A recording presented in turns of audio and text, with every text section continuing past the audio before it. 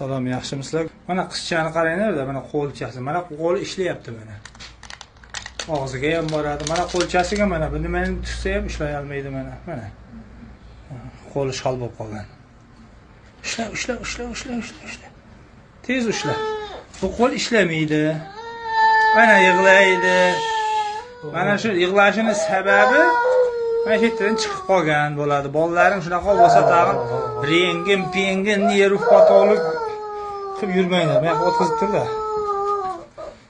Mana shu yerga o'tkazib. Mana hozir. Ammo qo'lni ko'rsatib, "Yo Rabbim, mana chiqqan joyi mana." Hoppa. Mana chiqqan joyi shu yerda turibdi mana.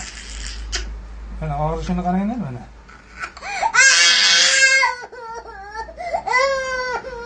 Bu safar sal ana endi tushdi. Sal qiynalib tushdi bu safar.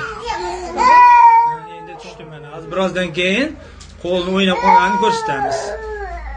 Shuni bilib qo'yinglar, shu yerdan chiqadi yosh bolaniki. Qo'yib yuboring. Mana hozir qo'lchasi mana endi ishlaydi. Qaranglar-da.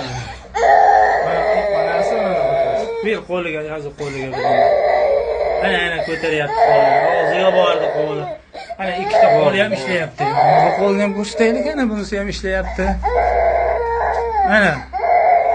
Shunaqa joydan chiqib qoladi-da, shu nima bo'ldi ekan qo'li shal bo'lib qoldi, tekshirtirib, qiynalib chapa-chapda yurmanglar. Soladi, yaxshi bo'lib qoladi. Sizlarga o'sha bolasini qo'li ishlamay qolsa, shunday qilib soldirishni maslahat beraman. Mana becharacha. Qani mana qo'lni olib qochadi hozir mana. Mana qara ishlatyapti, ko'taryapti mana qo'lni. Endi ishladi, bo'ldi.